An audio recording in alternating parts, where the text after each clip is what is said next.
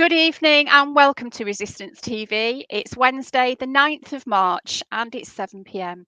My name's Sian Bloor, and I'm going to be your host for this evening. Unfortunately, Chris is still having problems with his Wi-Fi, and he's expecting to have his garden dug up in the next couple of weeks. So hopefully, he'll be back with us in March, later on this month. Tonight we've got Rod Driver with us with his series Elephant in the Room. Now, we've not spoken to Rod for quite a while, since before Christmas, so it's great to have Rod back on the show. And tonight we're going to be discussing a topic that it is on hot on everybody's lips at the moment, to do with exaggerated threats about propaganda in the mainstream corporate news media, and also with the Ukraine and Russia conflict going on at the moment. This is an important topic to be discussing. So I'd like to welcome Rod to the show. Hi, Sian. Hi, Rod. Do you just want to introduce yourself to people, because we may have some new people on here watching tonight that may not know you. So over to you. Yeah, sure. So I'm a sort of semi-retired academic, and I specialise in trying to understand modern day propaganda. So that's mostly in Britain and the United States, and it's in relation to war, but it's also in relation to corporate crime, economics, the failings of the media, failings of democracy, human rights abuses, and a sort of wide range of topics that most people don't normally associate propaganda with. So tonight we're going to focus on more obvious types of propaganda, and I'm going to talk about what are called exaggerated threats. And these have played a really big part of British and American propaganda ever since 1945. So we're going to talk a little bit about the propaganda in the second half of the 20th century, which was where everyone was told there could be an imminent communist invasion. And then much more recently, there have been the exaggerated threats of weapons of mass destruction and the exaggerated threat of terrorism. And then once we've done those... Well, I'm sorry, Rod. Once we've done those, I'm just going to talk a little bit about a genuine threat and the war that's just recently broken out in Ukraine. So fire away, Sian. Okay, so I'm going to be busy in the chat room, so I'm going to go over to do the moderating in there. And if anybody would like to leave a question for Rod, then I'll be coming back to him towards the end of his presentation, and I'll put those questions to Rod. We probably will run a bit over time tonight because there's a lot to get through, and I'm sure people have got a lot of burning questions to ask Rod on the current conflict and how it's been reported. People being silenced, press companies who are being taken off air, like Russia Today, for example, and other Ukrainian TV stations that have been taken down. So, Rod, I'll leave it over to you, and I shall see you later on. Thanks very much. Okay, so if we start with the sort of historical exaggerated threats, I came across a great quote going back some years. This was by Hitler's second in command, Hermann Goering, and he said, "Naturally, the common people don't want war, neither in Russia, nor in England, nor in America, nor in Germany. That is understood. But after all, it is the leaders of the country who determine policy, and it is always a simple matter to drag the people along, whether it is a democracy or a fascist dictatorship or a parliament or a communist dictatorship. The people can always be brought to the bidding of the leaders. That is easy.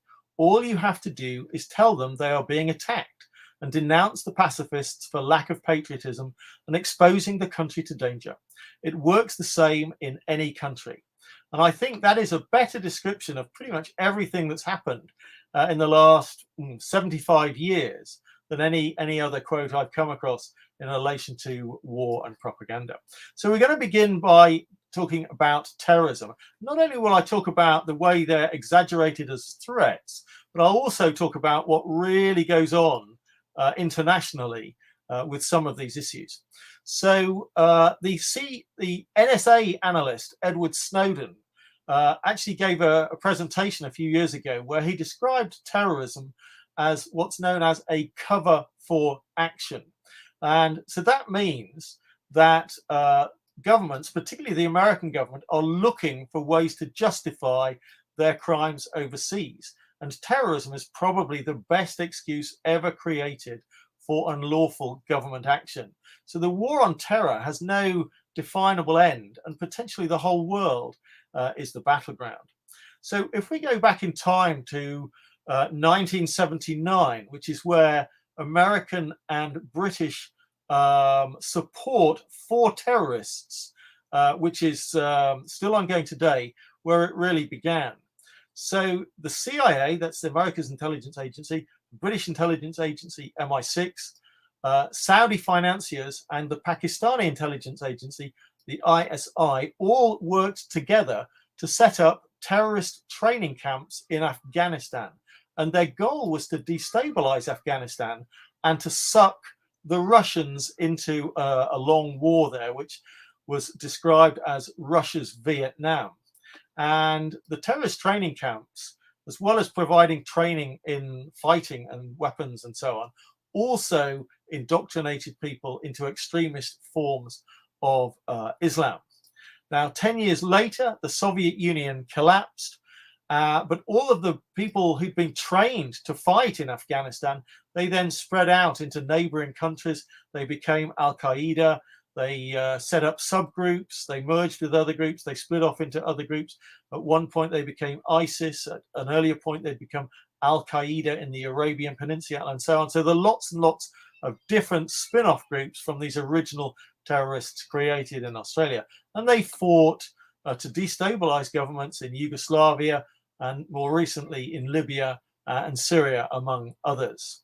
Now, one of the problems with training terrorists is you get something called blowback, and that's the sort of unintended consequences of your actions. So the World Trade Center bombing in 1993 was carried out by people who had sort of evolved from these earlier terrorists. The 2005 London attacks were also connected to people who sort of span off from those groups, and also the 2016 Orlando nightclub bombing and the 2017 Manchester bombing. That's been analysed in some detail, and that was carried out by people who had very close connections to our other intelligence service, MI5, who were using them to destabilise Libya. So we've got a system of intelligence agencies in US and Britain. They're training, they're arming, they are financing, and they are also protecting terrorists, and they're being used to destabilize other countries, to create war in other countries, and to undermine governments in other countries. And British and American protection for these people makes it extremely difficult for other governments to investigate when there are problems. So in Luxor in 1997, there was a big massacre.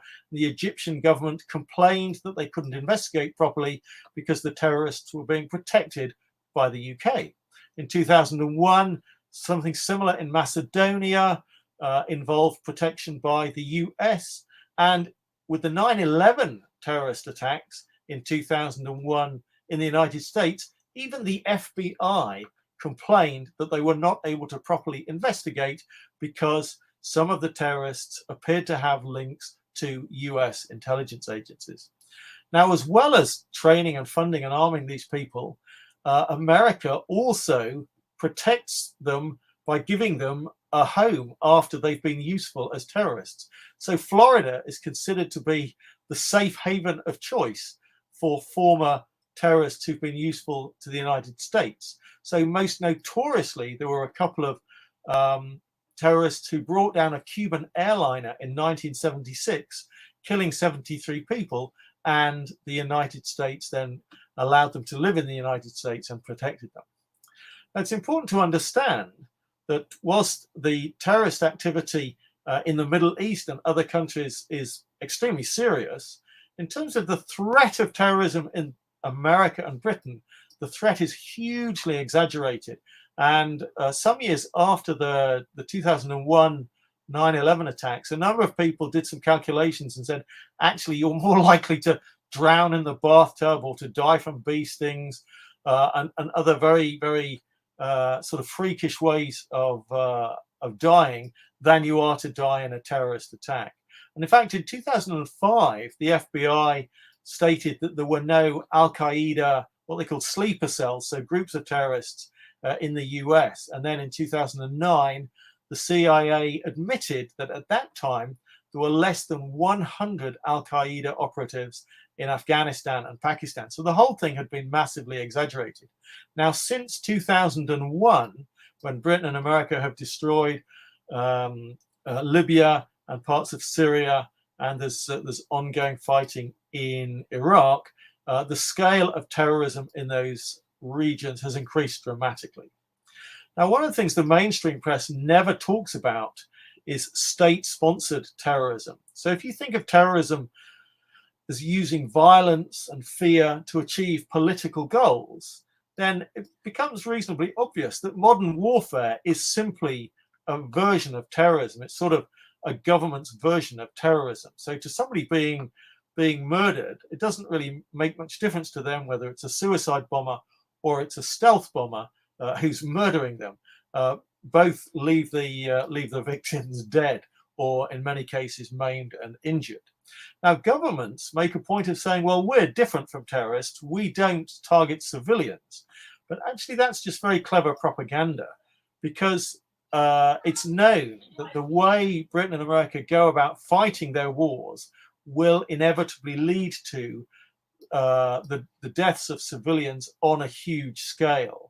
So the fact that they're claiming they don't deliberately target them doesn't make any difference. To my way of thinking, what our governments do overseas with their war crimes is every bit as bad as what terrorists do. And because of the way that our government and the media present terrorism, the government has an excuse to come up with all sorts of oppressive laws at home. So people will have noted that in the last 20 years, Britain and America have introduced secret surveillance, arrest without trial, indefinite detention, secret courts, and particularly in the US, they've legalized state torture and kidnapping, as we've seen with Guantanamo Bay. And Amnesty International in 2017 made a statement about this, and they said that our governments have rushed through a raft of disproportionate and discriminatory laws, eroded the rule of law, enhanced executive powers, peeled away judicial controls, restricted freedom of expression, and exposed everyone to unchecked government surveillance, dismantling hard-won human rights protections. EU governments are using counter-terrorism measures to consolidate draconian powers and strip away human rights under the guise of defending them. We are in danger of creating societies in which liberty becomes the exception and fear the rule. And I think that's a good description of how terrorism is actually used by our governments back home. It's mostly used as a justification to give themselves ever more powers and to take away freedoms that ordinary people have had in the past. Okay, so that's the exaggerated threat of terrorism. So now I'm going to talk about the exaggerated threat of weapons of mass destruction.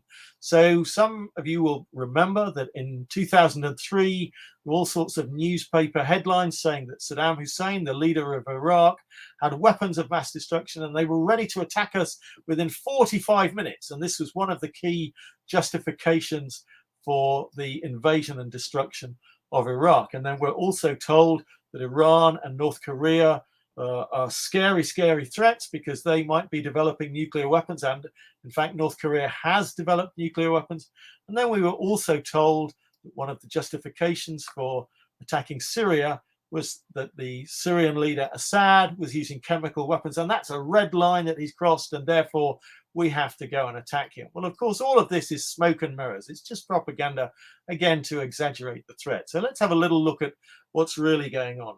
So we'll start with nuclear weapons, which are actually really the only weapons of mass destruction that are actually used in any meaningful sense. So the US dropped 2 bombs at the end of World War II on Japan, destroying Hiroshima and Nagasaki.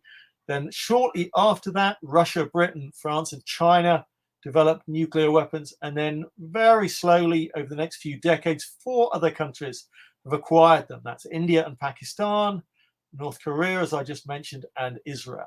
So in total, there's about 13,000 warheads, each one of which is capable of destroying a city.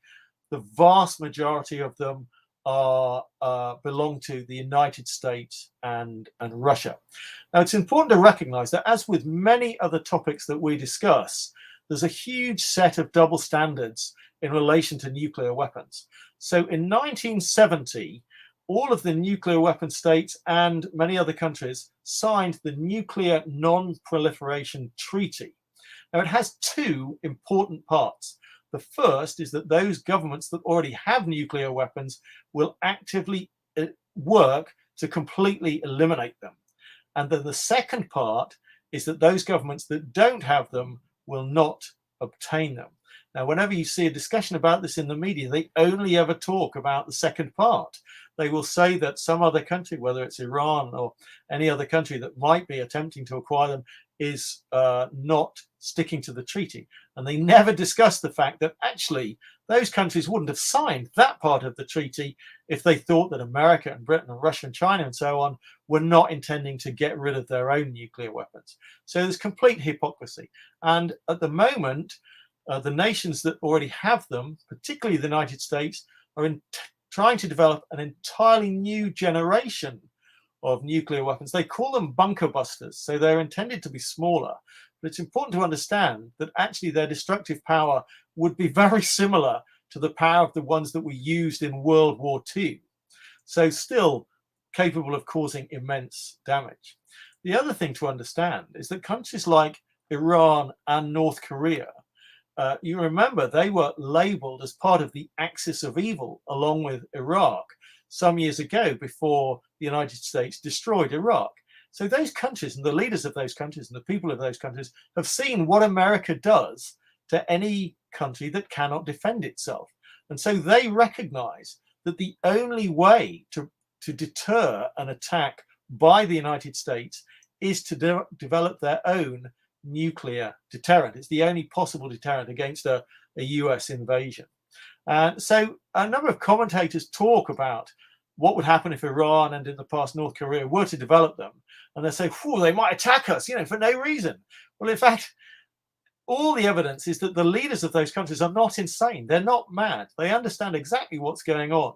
And they know that if they were to initiate an attack, that would be national suicide, because every other nuclear weapon state would immediately retaliate and destroy the nation that fired first. So they're not going to attack us. They have no reason to attack us, and they're not insane.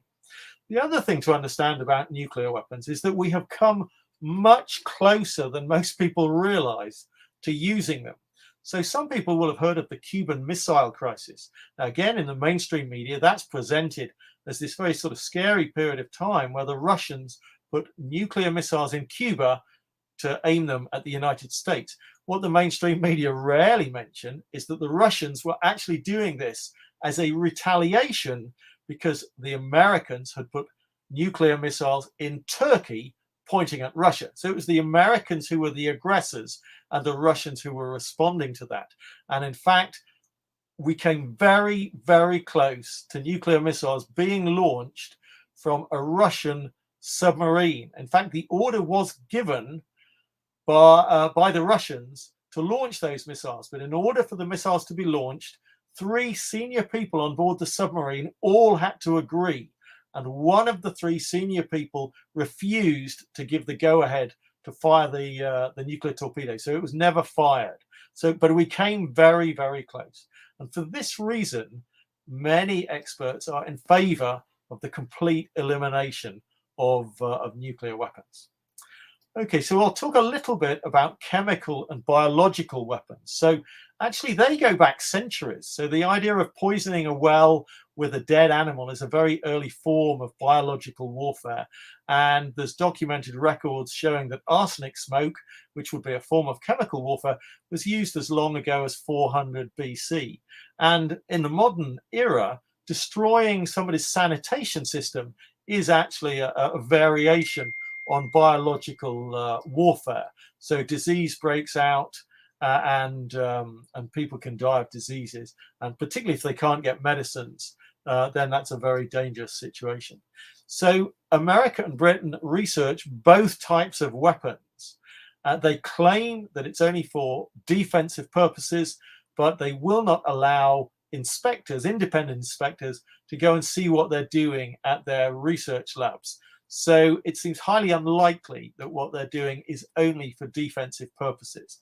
It is most likely that they are also developing weapons, both chemical and biological, that they might one day use in future, but we can never know for sure.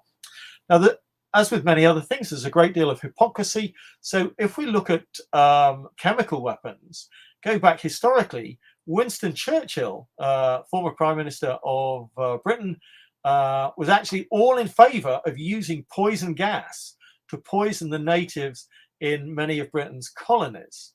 And if you come a little bit further forward in time to America's war on Vietnam, they used chemical weapons a great deal. They used napalm, which was this very unpleasant chemical that burned intensely. They used Agent Orange as a defoliant. They used poison gas to kill livestock and people. They used rice-killing herbicides. And in particular, they used something called dioxin, which is believed to have caused large numbers of birth defects in Vietnam. Now, in 1984, American soldiers were given compensation for their exposure to some of these chemicals, but compensation has never been offered to the people of Vietnam. And then much more recently, again, we see America using white phosphorus. So again, another material that burns very intensely, and also Britain and America using depleted uranium, which again is believed to be causing birth defects, particularly in places like Iraq. So if you look at what are the real weapons of mass destruction in the world in the sort of present day, it's actually bullets and bombs. They hack off limbs, they cause brain damage, they cause paralysis, they mutilate hundreds of thousands of people in war zones. And many people have observed throughout the years that actually chemical weapons like cyanide would in fact cause much less suffering. So we've got conventional bombs and missiles that are used to destroy entire cities. And then all over the world, the weapons that cause the greatest suffering worldwide are small arms, so small guns that you just hold in your hands. So bullets and bombs are the true weapons of mass destruction. So it makes absolutely no sense to accept the mass carnage that we see in Iraq, Afghanistan, Libya, Syria, and elsewhere from ordinary bullets and bombs and to say, hey, that's fine, but then to reject chemical weapons as something altogether worse. It just isn't true. So clearly, the idea of chemical weapons is being used as a propaganda tool where if our leaders and our media say, oh, some leader in another country is using a chemical weapon, that's something that's so terrible, we have to go and attack them. And it's just nonsense. So we need to really be questioning and critical when we are bombarded with this propaganda in this way. If we look at whether or not any of these could be used by terrorists, it's quite tricky. So biological weapons are incredibly difficult to handle. So they've almost never been used. So in 2001, 5 people in the United States were killed by anthrax, and it's believed this came from a US research lab of all places. So it's never really, biological weapons have never been used for terrorism. Chemical weapons have been used. So, for example, on the Tokyo Underground in 1995, sarin gas was released and it killed 12 people and it injured quite a few. But actually, those effects are no worse than exploding an ordinary bomb on a train. So they don't really justify the term weapons of mass destruction. And in fact, before 2003, the term WMD was rarely used. And it seems fairly clear to me it's actually a propaganda term which is intended to confuse nuclear weapons with something like chemical weapons. So if you mention the word weapons of mass destruction, I think most people picture a mushroom cloud and the instant destruction of a city, whereas in fact what we're talking about most of the time is actually chemical weapons that really don't have that destructive capability at all. So again, a hugely exaggerated threat.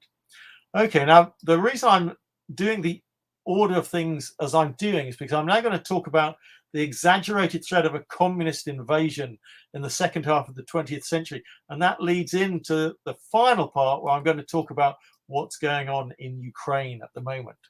So if we sort of go back to 1945, immediately after the Second World War, much of Eastern Europe was occupied by Russia. And that group of countries became known as the Soviet Union, and they had an economic and political system that was labeled communism. Now, some experts would debate whether that was actually communism, but for the purposes of tonight's presentation, let's just say it's a communist system. And then for the following 45 years, right up until 1989, when the Berlin Wall came down and the Soviet Union disintegrated, we were bombarded in Britain, America, and many other countries on a regular basis with propaganda saying that an invasion by the communists is imminent. And the propaganda was everywhere. We were told that if a nuclear bomb should be falling, we should shelter under a table. People actually bought fallout shelters and put them in the garden. There were posters saying communism saps free will, and other posters had slogans with better dead than red, where red is the sort of slang term for being communist and so on. But in fact, we've been able to analyze the declassified files. So these are files that were classified at the time, but have now been made available to the public. And they show very clearly that the threat of a communist invasion was hugely exaggerated for that whole period.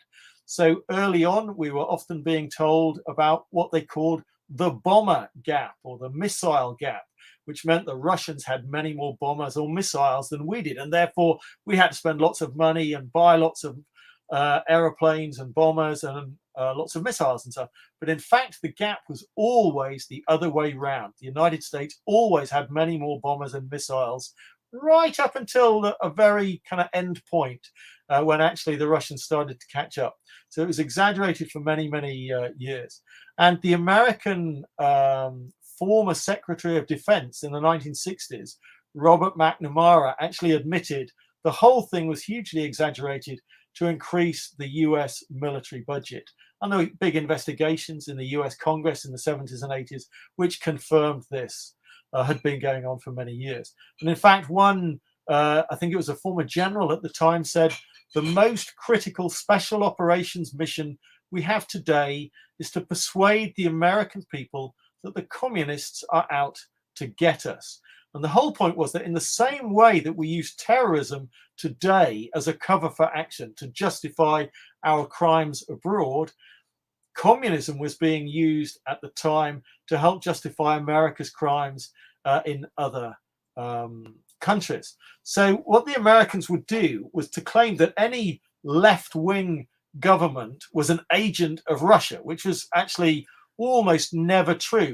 Some countries and some governments turned to Russia for help when they were being threatened by the United States. So the true motive of the United States in attacking other countries that they labeled communist was actually to block independent development. That is, any government or country that wanted to try to avoid being exploited by America and European and other advanced nations, and to control its own resources and to use those resources for its own development, those countries were considered a threat. America wanted every country to adopt a similar economic system everywhere, and they wanted an economic system that would allow American companies to plunder the resources and to dominate trade.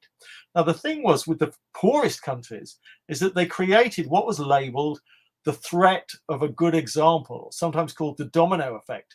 If a single poor country could demonstrate that it was capable of developing independently of the American economic system, then other countries would be tempted to copy them. And so this is why America has had sanctions on Cuba for 60 years. It doesn't want Cuba to be able to develop successfully and provide an example to other countries of how you might develop without the American economic system. So there are some enormous criminal activities perpetrated by the Americans throughout the whole period. So in the 1970s, America helped to train death squads and torture squads. And this was led by the CIA, the American intelligence agency. and all over South America, they were training torturers and murderers and so on. And huge numbers of people were kidnapped and tortured and disappeared in many countries. Similarly, under Ronald Reagan in Nicaragua, Grenada, El Salvador, the same sorts of things were happening. So America was helping to create torture squads and death squads. And the people they were targeting tended to be the representatives of the poor. It was unions, it was religious leaders, teachers, academics, and left-wing journalists and politicians. So they were trying to make sure that the governments in those countries would ultimately adopt the US economic system. So that was all what happened back in the second half of the 20th century. Now, in the last few years, the threat of Russia or China attacking us has been back on the agenda. So most of you will probably be aware of events labeled Russiagate, where there was a great deal of propaganda in our mainstream media telling us that the Russians were hacking into the American elections and trying to manipulate American elections. Now, to whatever extent Russia did do any hacking, and it's sort of contested, if they did any at all, it was on a very, very small scale, and it had no effect on any elections. But of course, what the mainstream media don't mention is the fact, of course, that the Americans and the British and other advanced nations are working with the Americans and the British. So this can be Canada, it can be Australia, it can be New Zealand, and so on, actually undermine politics in other countries over and over again. The CIA, particularly, as we've discussed in earlier presentations, has a terrible track record of committing crimes in other countries to destroy democracy, to get America's chosen leaders into power. But anyway, the possible threat posed by Russia or China is back on the agenda. So every now and again, you'll hear a news report saying that China's doing something terrible in the South China Sea and we have to protect ourselves. Whereas again, what's not being discussed is the information that's come out from more critical reporters. So John Pilger is a great example of this. He made a documentary a few years ago called The Coming War with China, where he explained in some detail how America is actually encircling Russia and China, building military bases and pointing weapons at Russia and China. So what China is doing is mostly a defensive response to what's going on there. So what's happened very recently is that Russia has invaded Ukraine. Now, this came as quite a shock to a lot of people who felt that what Russia had been doing for the last few years was entirely defensive. They assumed that Russia would continue operating in an entirely defensive fashion, and that's no longer the case. So Russia has invaded Ukraine. Now, I should point out that I am anti-war in a kind of very general sense. So I'm not supporting Russia's war, but I do think it's really important to understand why Russia has invaded Ukraine, because it's only when you understand the background to this that it becomes possible to start thinking about what the solutions might be. So all the evidence pretty much says that invasions of one country into another are always the worst possible crime, because it tends to be worse than anything they claim to solve. Now, I'll explain. There's an example which is not quite consistent with that, and I'll talk about that in a little while. But if we sort of assume that for now invading other countries is really a terrible idea, it's a terrible crime, then there needs to be something very serious going on in Ukraine for anyone to have any kind of understanding of why Putin and Russia might have attacked. So in 2014, America backed a coup in Ukraine. So the existing leadership in Ukraine had been had a strong relationship with Russia. The Americans didn't like that, so they created a coup. And they've done this in many countries, and they use what's called a color revolution, which our mainstream media present as a spontaneous uprising by ordinary people to say, hey, we don't like the leadership, we want a better leadership. But in fact, that's not an accurate description. It's when outside forces, particularly the US, support their chosen representative, and they fund groups of people in the country to do protests and often to be violent, to destabilize the government and to destabilize the country. And that's exactly what happened in 2014. And we have very, very good information about exactly what the American role was in getting a different leader into power who was a US-backed leader. Now, various intelligence agencies produced, US intelligence agencies produced a report in 2015 saying that the Kremlin, so this is in Russia, they were convinced that the United States is aiming for regime change in Russia. So it's important to take that belief seriously. America has aimed for regime change in dozens and dozens of countries. That's what it does in its foreign policies when it comes across governments that will not do exactly what it wants them to do. And so the Russians are genuinely afraid that if America can engineer a coup in Ukraine, then the next step will it be eventually to try to engineer a coup in Russia. Now, Vladimir Putin, the leader of Russia, has talked about a number of different things that are going on prior to his invasion of Ukraine. So he's talked about the way NATO, that's the North Atlantic Treaty Organization, has expanded. So more and more countries in Eastern Europe have been joining NATO. And this is despite the fact that a long time ago, approximately 1989, the Americans promised they would not expand NATO eastwards towards Russia. They have broken that promise. At the same time, American and European weapons are pouring into Ukraine. This was before the invasion. So America and European countries are supplying very, very modern weapons to arm Ukraine. And this includes very sophisticated drones. And in Ukraine, there are some right-wing extremists. Some people label them neo-Nazis. I tend to avoid using terms like Nazis and fascists because people use them in different ways. But there are some violent extremists, and they have been killing people in eastern Ukraine. And there's approximately, it's estimated, about 15,000 people being killed in eastern Ukraine. So that's called the Donbass region. And so Putin has said what he would like is for the killing to end. That's the killing of people in eastern Ukraine by the extremists, but also for Ukraine not to be a part of NATO, for Ukraine to be neutral.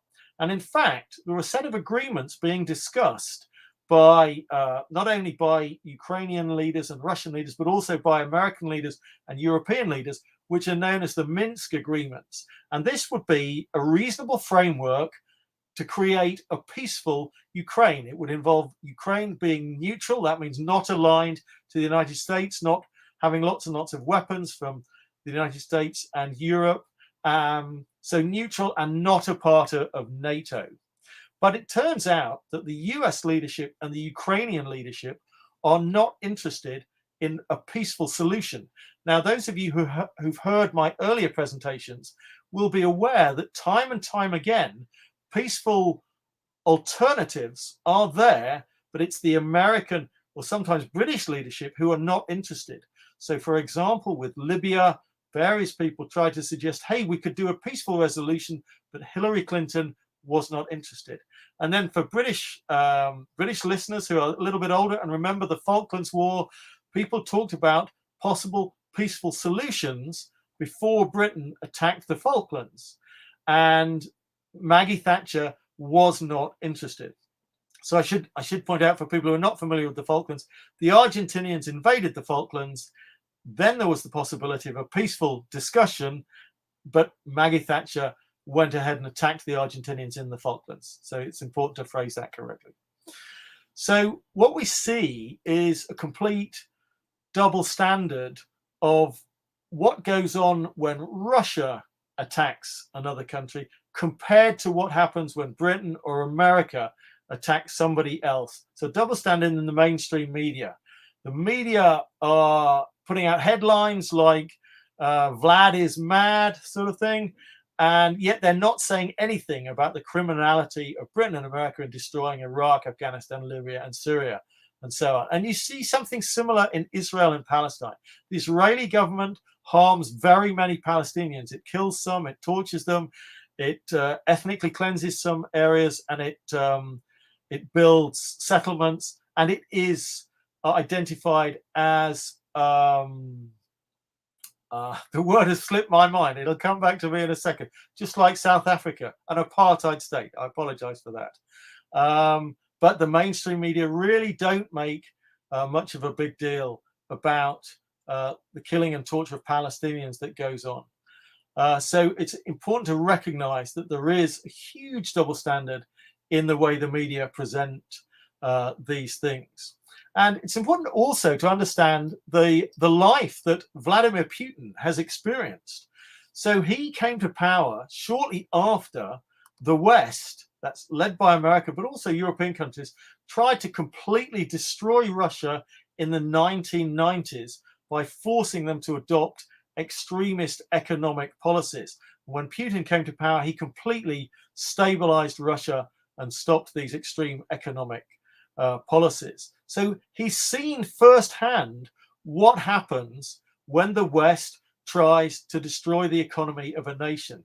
So in the 1990s in Russia, living standards declined faster than at almost any point in any other country in history outside of wartime. So life expectancy absolutely plummeted, and approximately 70 million people were thrust into poverty. So he has a genuine fear that if he does nothing and ultimately the US gets its way and tries to destabilize Russia again in the future, it could have catastrophic consequences for Russia. Now, something that's very interesting in the media at the moment is that we're seeing names and faces of people who in the past would be entirely on side with American policy coming forward to criticize America in Ukraine. And so there's international foreign policy academics like John Mearsheimer, there's international development experts who are firmly part of the US establishment like Jeffrey Sachs, coming forward and stating quite openly that they believe that the problems in Ukraine are because of US foreign policy, and they're not blaming the Russians. That's not to say they're in favor of war. They're saying actually in light of what's happened in the 8 years in the run up to this war from 1914 and the coup and so on, they fully understand why the Russians have responded in this way. Now, I said at the beginning that in general, an invasion of another country is always worse than anything it tends to solve. But in fact, that's not always true. And there was a great example about 50 years ago. So older viewers will remember that in Cambodia, there was a leadership called Pol Pot, and he ran a government known as the Khmer Rouge. Now, the events of that period became famous in a film called The Killing Fields. But Pol Pot and the Khmer Rouge committed an enormous genocide in Cambodia. Now, Vietnam is next door to Cambodia, and the Vietnamese government eventually sent their military into Cambodia to end the genocide. Now, it's important to understand they didn't do this entirely out of humanitarian reasons. They did it because the violence from the genocide was spilling over into Vietnam, and they felt they had to do it. They had to do the invasion to stop the violence spreading further and further. But in that instance, an invasion of Cambodia by Vietnam was actually a better solution than doing nothing. And I suspect that there'll be a fair few people in eastern Ukraine who would say, actually, we think that what Russia has done to protect us was probably the best thing that could have happened. But we won't know what the long-term consequences of this are and the scale of violence and the scale of death and so on for some time to come. But the point about the Minsk agreement that I mentioned earlier about Ukraine not being in NATO and Ukraine becoming a neutral country is still a possible solution if the Americans and the Ukrainian leadership are prepared to enter into serious negotiations. But it's highly likely that the Russians will want to deal with the extremists who were doing the killing in eastern Ukraine anyway. So it's not certain that just sitting around a table and agreeing to the Minsk agreements at this point would work in the short term. Okay, we've covered a huge amount of material. I'm sorry I've talked a little bit longer than usual, but I felt what was going on at the moment was sufficiently important to be worth talking about. So I think that's a good time to open up to discussion and Q&A. Hi, Sean. Hi, can you hear me? I think I was on mute then. Yes. Okay. So we've not had too many questions in. I think people have been discussing between themselves on the chat about different aspects of what's happening at the moment. Can you, Rod, first of all, tell us, how did propaganda start? I know you like to look really deep into the history of these things. Where did it start? Was it with Goebbels during World War I or II, or was it before then? So that's a really good question. So propaganda has been around, as far as we can tell, since the beginning of recorded history. And any time any leadership wanted to fight wars and so on, it was useful to demonize the enemy and to get support in their own country from their own people by misrepresenting what was going on, to try to present a war or an invasion or an attack in a positive way, rather than just saying, hey, we want to control their land and we want to control their people and we want to steal their resources. So it's always been with us. But World War I was probably the time when propaganda became more systematic. So people actually started to research it. And there was a combination of things going on. People were researching war propaganda in relation to using it in World War I, and which some people have described as the greatest act of mass brainwashing in all of human history. So everyone in Britain was brainwashed to believe that the Germans were this evil empire and they had to be dealt with. But at the same time, everybody in Germany was being brainwashed to believe that Britain was this evil empire and had to be dealt with. And so you had mass propaganda to get support for this war on both sides. But as well as the war propaganda, a number of researchers started looking at corporate propaganda, the idea that companies can actually present information in a misleading way, ultimately to make more profits. And there was a sort of very famous example of the one of the early attempts at corporate propaganda, which was when there was a May Day parade in, I believe it was in New York. I'm sorry, I can't remember exactly what year this was in. And at the time, not many women smoked, and cigarette companies wanted to sell more cigarettes to women. And so they got lots of attractive young ladies to smoke in the May Day parade. And they presented this as an example of female emancipation. And so suddenly lots and lots of women wanted to start smoking because of what they'd seen in the May Day parade. So approximately 100 years ago or thereabouts, propaganda became a huge thing, both corporate propaganda and military propaganda. And it's become more and more systematic ever since. And I think particularly in countries like Britain and America, which in theory are democracies, although I've contested that in the past, that actually having a vote once every few years doesn't really change the policies of our leadership.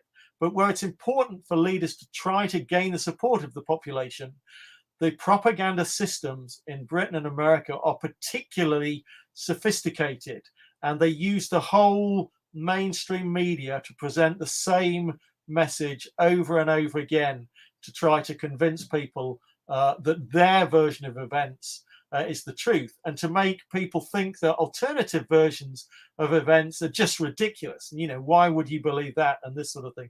And it's complex and it's multi-layered. And in fact, in a future presentation, we'll look specifically at war propaganda more generally. But as well as presenting information in misleading ways, it also involves doing things like smearing people who will challenge the information. And so when people were talking about our attacks on Syria, there was an organization called the OPCW, which investigates chemical weapons. Now, insiders from the OPCW came forward and said, actually what's being said is just not true.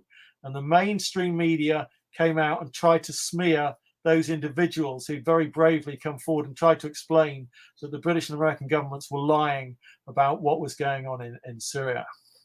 And in fact, Aaron Mate, who is an award-winning journalist with the Grey Zone, I've put the links to the Grey Zone in the chat because they are doing some amazing work on the current conflict, and they give both sides of the story, and I find them extremely balanced. So yeah, it was Aaron Mate who actually gave evidence to, I think it was the UN investigation into what happened with the OPCW, and proving that there was this propaganda used, and there was no white phosphorus used. Was it white phosphorus that was used? No, it was a different gas. I think it was sarin, but don't quote me on that. It would. Yeah, it was some kind of nasty chemical anyway, wasn't it? Where I'm sure everybody remembers the clip because it was all over the mainstream media, where there was children running in, and was it the white helmets were washing their faces with hose pipes and saying that they were trying to get this stuff out of their eyes, and it was all a false flag, basically, is what we call a false flag these days. It was lies, propaganda. So yeah, highly recommend Aaron, who's doing some excellent work. I've been watching him quite a lot. He's been interviewing a lot of academics. Richard Sakwa, who's a professor at Kent University, who is an expert on foreign policy and foreign issues, particularly in Russian and Ukraine, who has been amazing on this situation. I'm going to go to a question from Prue Stothard now. She asks, how can we find out what is happening on the ground in the Ukraine? Russia Today's been banned, and obviously other news channels have been banned. My feeling is that MSM aren't giving us the truth. So one of my things, Prue, to you would be to watch as many different sources as you can, listen to as many experts and academics that you can, and you hopefully somewhere in the middle there will get some sort of truth. Rod, what would your advice be on that? So yeah, it's incredibly difficult to get the truth, and just sort of talk about a few related issues. So my general guidance is, firstly, never watch the mainstream press. You know that when it comes to wartime, with British and American mainstream press, they are not attempting to get anywhere close to the truth. Now, I should point out, once in a blue moon, they will have a guest on who does say something that is a bit more honest. And so, in fact, the BBC had one of the people I mentioned earlier, a guy called Jeffrey Sachs, who is a little bit more honest. But that's a kind of rare thing. You're kind of lucky if you catch that person. So in general, find as many alternative sources, and ideally critical sources, as you possibly can.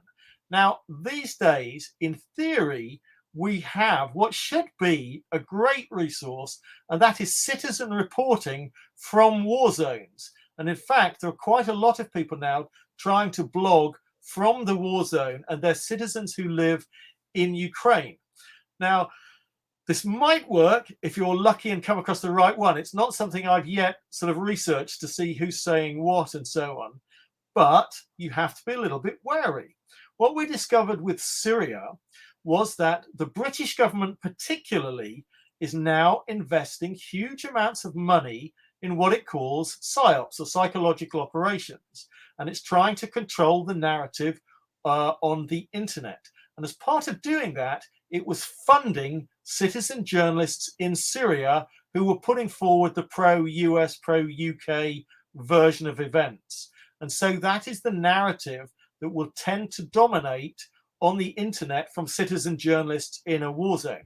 So I haven't yet seen any evidence saying that Britain is doing that in Ukraine, but it seems to me highly unlikely that they're not. So you have to be a little bit cautious that you're not just finding an alternative source of British and American propaganda which looks more genuine but isn't. The other thing is, with citizen journalism, the point you made about getting a wide range of sources is incredibly important. So Ukraine is almost like two separate nations. It's got the West which is very kind of oriented towards Europe and America, and it's got eastern Ukraine, which is very oriented towards Russia. So in the east, a lot of people are Russian speaking, in the west, much less so. And if you get a citizen journalist from the west, you'll get their perspective, which would be very critical of Russia. If you get a citizen journalist in the east, you are much more likely to get a version of events that's very supportive of Russia and much more critical of the Ukrainian government. And it can be very difficult to tell which you're getting. And at the same time, as these people are forming their own opinions based on what they're seeing, so some people might actually be seeing fighting outside of their windows and so on, or they might actually be moving from a city into the countryside to escape the worst fighting. They're also receiving propaganda from their own government. And so when I talk to people from Israel and I say, what do you think about what your government does in Palestine? Many of them have no idea. They really believe the propaganda of their own government, that actually their government's not doing anything wrong. Just in the same way that British and American people are bombarded with propaganda, Israeli people are bombarded with propaganda, but also I have no doubt it will be the case that Ukrainian people are bombarded with propaganda, and Russian people now, I'm sure, will be experiencing propaganda as well.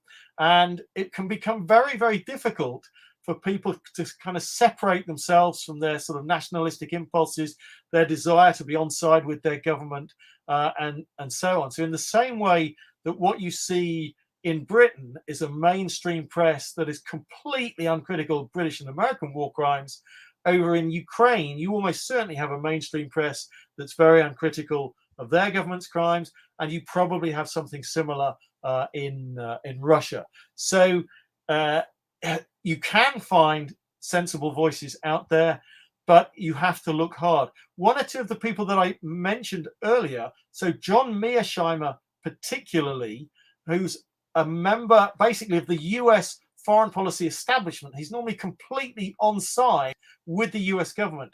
When an insider comes forward and criticizes their own government in this way, that's probably something well worth listening to. So John Mearsheimer has done a number of presentations and interviews on different sites lately where you can hear his views. You can mention Jeffrey Sachs, and then among the people that I would say are very good at criticizing the US and British governments much more generally, there's a former CIA analyst called Ray McGovern, and I think his analysis is extremely good at looking behind the scenes. And in fact, there was a recent interview on a program that I'd never heard of, but it had both John Mearsheimer and Ray McGovern on the same chat show, essentially both on the same side, which I suspect is a unique moment in the history of kind of debate and so on. So when you hear that there are insiders in the US government who are really critical of US policy in relation to this, then that gives you a pretty good indication that the US and the Ukrainian government have been doing things that are seriously wrong in the run-up to these recent events. I'd also highly recommend Oliver Stone's documentary called Ukraine on Fire, which talks about the context behind the colour revolutions back in 2014. And there's some real eye-opening aspects to the colour revolutions with actors from the Democratic Party who went over there to talk to leaders. Namely Victoria Nuland, Mike Cain, Joe Biden, and they went over there to promise them the earth, that NATO would be there to look after them, they would do everything to protect them.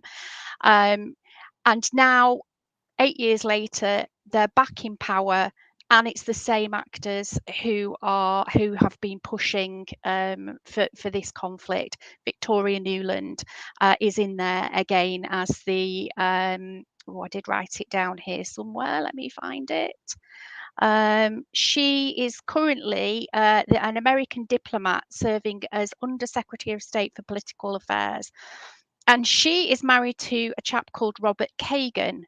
I don't know if you've heard of an NGO or think tank called the Project for New American Century, Rod?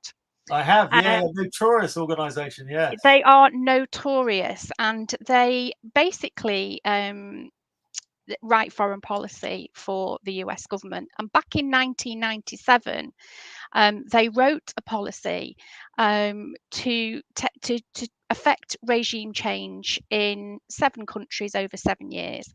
And they were namely Iraq, Syria, Libya, Somalia, Iran, and a couple of others I can't remember. North Korea, I think one was.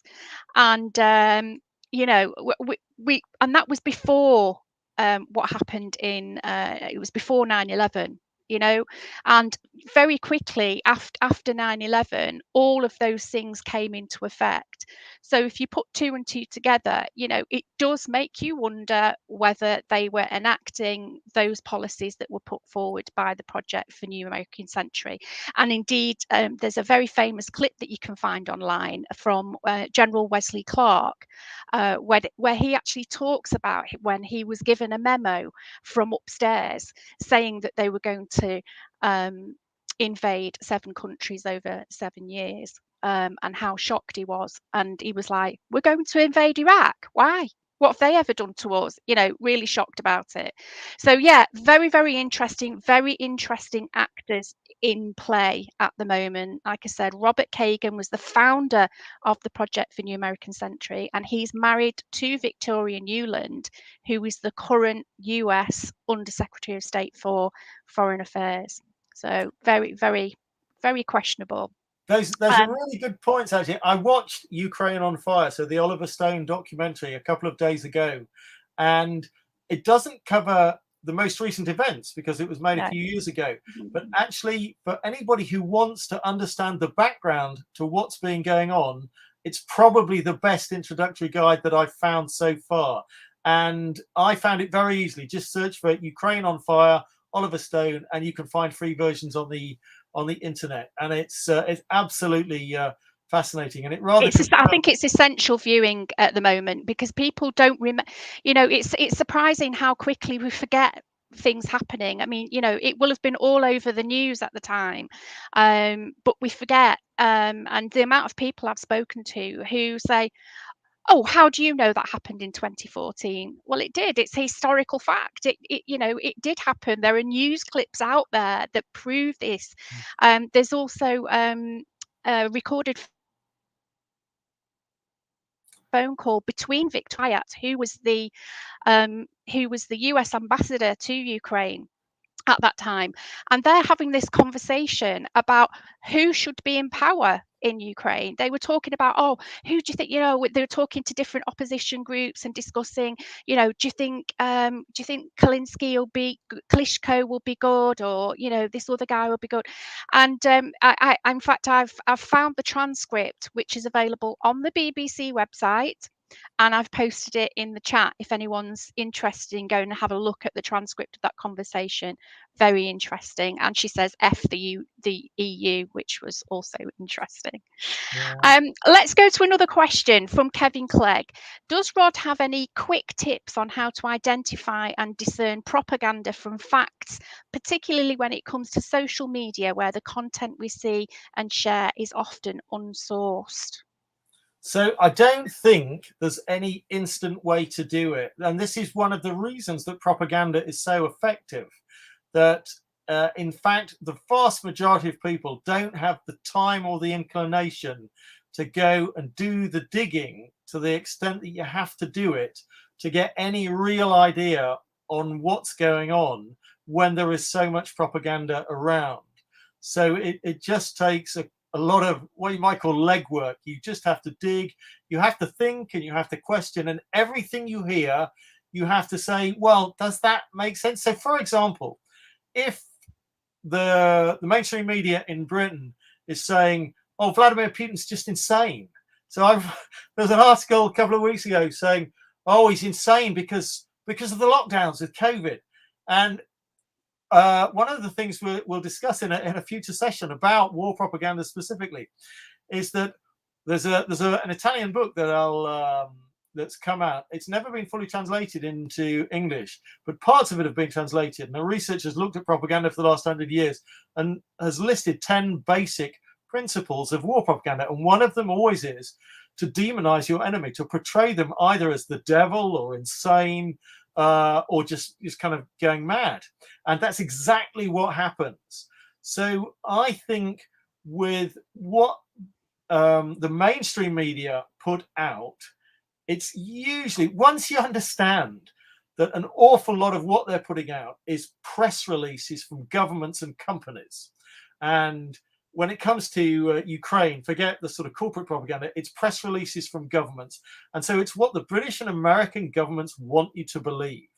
So an awful lot of it is highly likely to be a distorted version of events, which is why I say there's just no point in watching it. In fact, every time you watch the mainstream news or read a mainstream newspaper, it makes you less informed, because a lot of the time, particularly if it's a TV program, you've got the news on for half an hour in the background, you'll sort of absorb things unconsciously. And they'll say, oh, people are saying that Vladimir Putin's mad. Well, all your friends saw the same news broadcast. You'll sit and chat with your friends and your family tomorrow and say, do you think he's mad? And they'll be saying, yeah, I think he's mad. So you'll all convince yourselves that he's mad. And in fact, this is happening in a lot of European countries at the moment. So Finland and Estonia, lots of other countries are all saying, oh my God, are we next? But in fact, all the evidence indicates very clearly that he's not mad at all. In fact, of international politicians at a high levels, all the evidence is that he's one of the most calculating of all of them. And he kind of understands how things work and what to do and so on. And so the propaganda, to me, becomes reasonably obvious once you understand the mainstream stuff. When you're looking, I think what started that, Rod, sorry to interrupt, was there was an interview with Condoleezza Rice. And people may remember Condoleezza Rice was part of the Iraq War.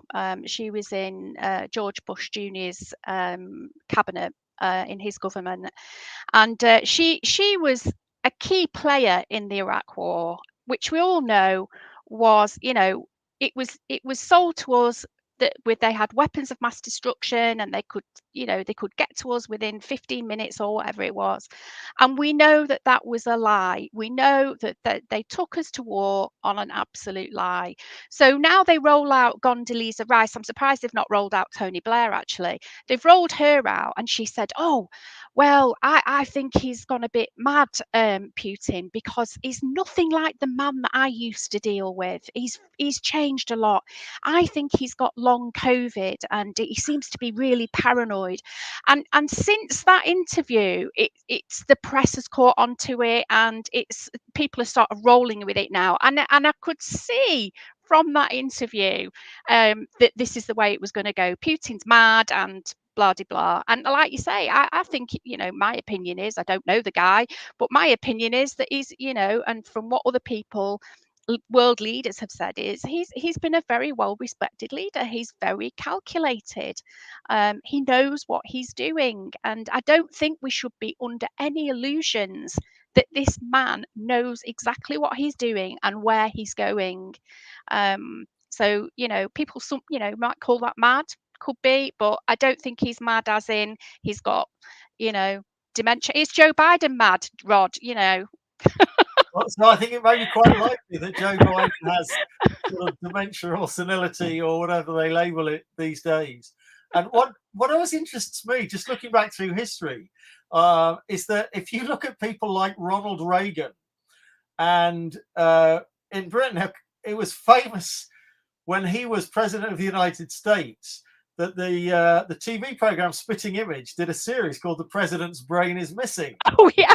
And you couldn't help but laugh that he really didn't seem to have any idea what was going on. And then we had one of the British Conservative politicians, one of the ladies, went over there, and I'm trying to think whose name it was, and she didn't even know. She was talking about an area, and she said Russia has no right to control that area, but it was an area that's already part of Russia, and she didn't know that. And you realize that we have an awful lot of politicians who are completely clueless. Sounds a bit like Liz Truss, actually. That's who I was thinking of. Thank you very much. I'm sure behind the scenes there are some very intelligent people in both Britain and America, in the intelligence services, in the bureaucracy and so on, and they know what's what.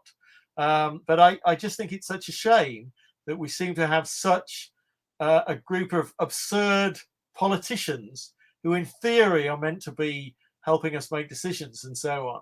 Whereas, in fact, what their role seems to be more and more these days just a charade, just a pretense of democracy. Yeah, absolutely. And going back to what you were saying about, these, cyber warfare. Basically, we are in a massive cyber war at the moment. I think we have been for a few years now, going back to the anti-Semitism smears on Jeremy Corbyn. I know Chris Williamson, he found out about the Institute of Statecraft that were perpetrating a lot of these smears. And we also have the 77th Brigade. You can Google that; it will tell you exactly who they are. They are in charge of cyber warfare. So it's going on. We know there are people who work for Facebook and Twitter who are ex 77th Brigade employees. Some of them are ex Unit 8200, which is the Israeli version of that's their cyber warfare unit. And I'm sure Russia and America have got everyone's got them these days, haven't they? Yeah, they have. And I think it's only going to get worse. I think that governments have realized how much they can use the internet and social media particularly to manipulate people's opinions. And I think there's probably a drift away a little bit, particularly among younger people, from the mainstream press and TV news and so on, towards social media sites to get their information. And so governments are starting to realize how important it is to control control the narrative, so control the main kind of version of events that is discussed on social media. And I think it will get worse and worse. And what we saw with COVID is that the media companies, Twitter and YouTube particularly, were censoring opinions that contradicted the mainstream narrative on a huge scale. And this, with war, this is only going to get worse and worse. So I think it's really important for people to put a little bit of effort into doing their own research and thinking about who they trust, who are the informed commentators, who are the commentators who are trying to be more objective. I was really pleased when you mentioned the grey zone. I think probably at the moment, in terms of Ukraine, they have tried harder than anybody else to get really good, honest, critical people to interview. If you watch their recent interviews, that will give you a reasonable understanding of what's going on in Ukraine. Yeah, definitely. I mean, one of the things that is confusing me at the moment, which I don't know is true or whether it's propaganda from one side or another, is the story that's broken the last couple of days about the biological warfare labs that they've found apparently there's over 30 that they've found in Ukraine, holding diseases such as the plague. What was that other one that they like to send as a white powder in envelopes? Anthrax. Can't remember. Anthrax, that's the one. Yeah, sorry, my 50-odd-year-old brain's not working.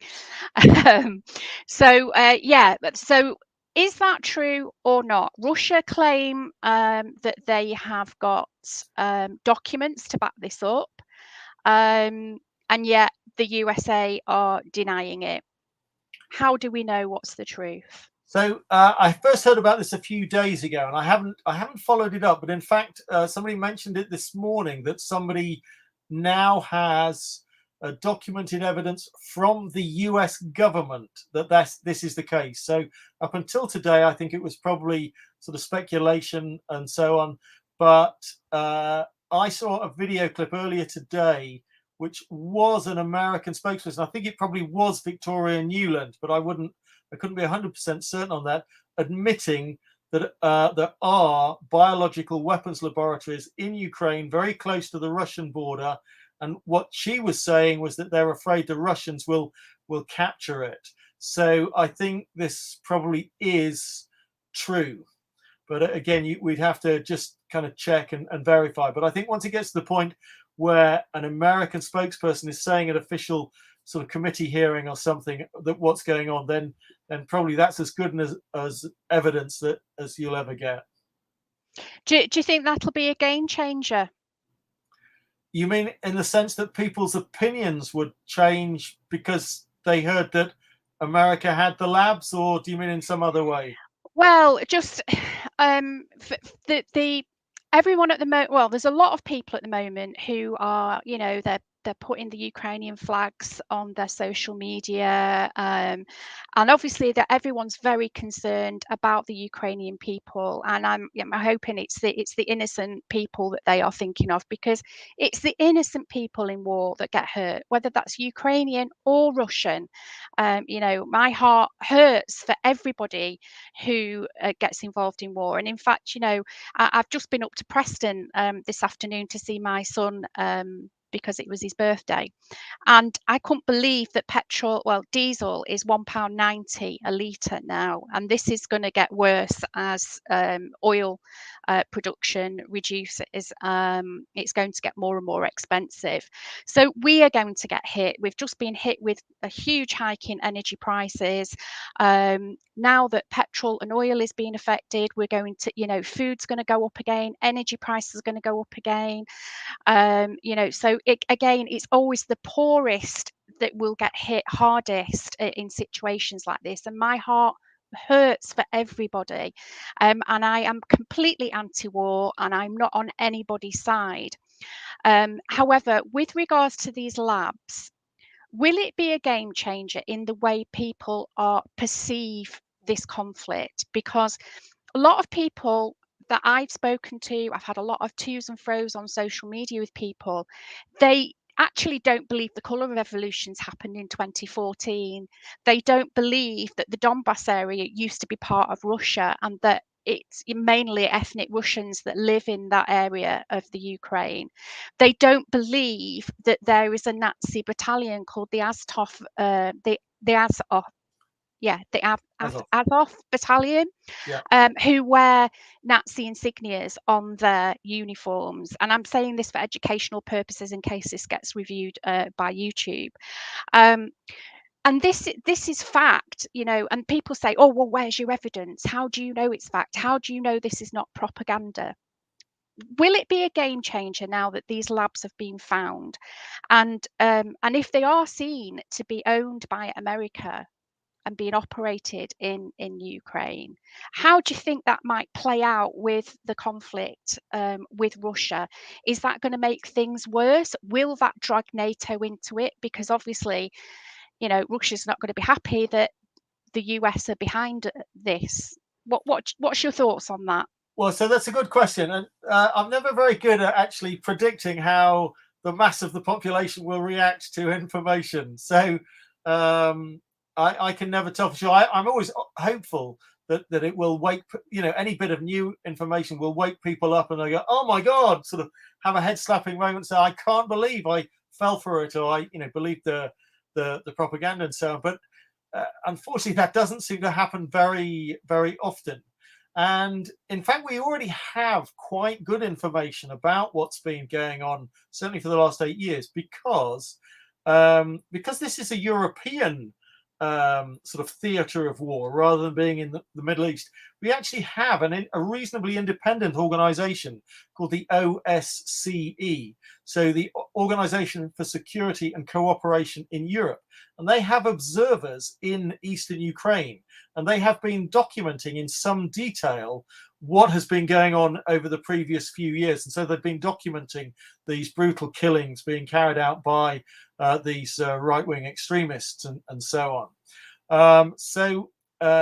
It is unfortunate that so many people just say, where's your evidence, and so on. And when the evidence is actually very, very good in this particular instance. So I'm not optimistic that this one bit of information about biological weapons research establishments will make a difference. But who knows? It may be that over time that and other information as it comes out will get the population to be more critical of sort of Western policy. Yeah. It kind of worries me because I think it is blatantly now showing that if it is true, that it will be blatantly showing that the US is deeply involved in this conflict in Ukraine and Russia. So my worry is that it will, things will unfold further in Europe. I know Adam Schiff said in a speech, this clip's been widely shared as well, that they've admitted they're going to be fighting Russia over in Ukraine rather than over here, as in the States. So they'd rather fight them over there and not on their own home ground. So it's a worry for me.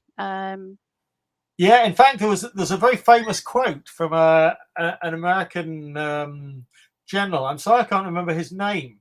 Long time ago, he said, "We fought World War I in Europe. We fought World War II in Europe, and if the Europeans are dumb enough to let us, we'll fight World War III in Europe." And there was a really good interview again on the Grey Zone with an economist called Michael Hudson.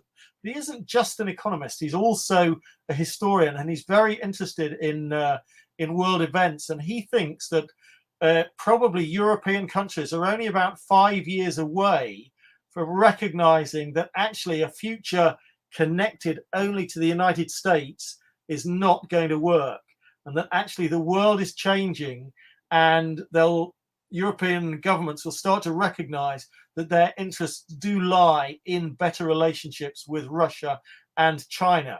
But he says they're not there yet. We're still a few years away from that moment. But that would be great if people really did start to recognize that actually we don't want a US-dominated, ultra-violent world. We would like to actually work much more cooperatively. Then that would be immensely positive. But there's a lot that can happen in the next few years. Definitely. I just want to ask our viewers a question. See if anybody knows the answer to this. How many US bases do you think are surrounding China? Just put a number in the chat. Let's see what people think. How many US bases are there surrounding China? What do you think? I'll give you a few seconds to type a number in. So whilst they're thinking, I'm very impressed with your understanding of the Ukraine crisis. It sounds like you've been doing a fair bit of research lately, Sian. I have. I've been watching a lot, and my starting point was the Oliver Stone video, and it was amazing to give that context, and then to start listening to, I've listened to the Grey Zone. I listened to the Jimmy Dore show. He has a lot. He's an American comedian, has a YouTube channel, and he has a lot of great academics on his show. Max Blumenthal and Aaron Mate of the Grey Zone, fantastic. They've done some brilliant interviews with academics. Just I think what it is I keep an open mind on these things. I don't take sides. I keep a very open mind, and I think that's very, very important. Okay, so we've got some numbers coming through. Have you any idea what the answer is to this question? Well, I remember researching a few years ago that in total around the world they have at least 800, and that number may have increased a little bit in the last few years. Right. So okay. I've seen a range of numbers, and I would guess that the 200 is probably the closest. Okay, so we've got Lizzie says 48, Jason likes Lenin 80, Diana Isilis 200, Peter Forrest 1700, Prue says 50, Kevin says 70, Emily says 300, Kevin says 300. Now I'm just going to Google it because you've made me question what my answer was. Oh no, I could be wrong. If it's much less, then okay. So John Pilger has been studying this area as you know, over the years, and he's done a great documentary on the US surrounding China. And from memory, I'm pretty sure he said there was 700 bases. So I'm going to Google that now, and I'm I just think going that's their worldwide total. I thought it was just around China. Let me just Google it. How many bases? US, China.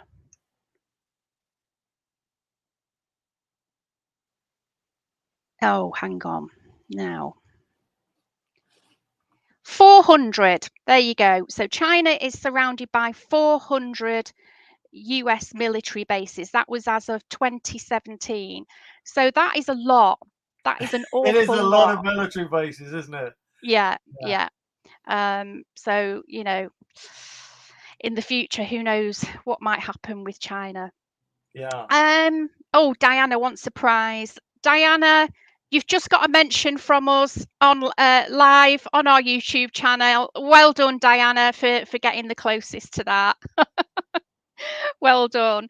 I don't think there's any more questions coming in now, Rod. What do you think would be the next step in this conversation that we've been having tonight?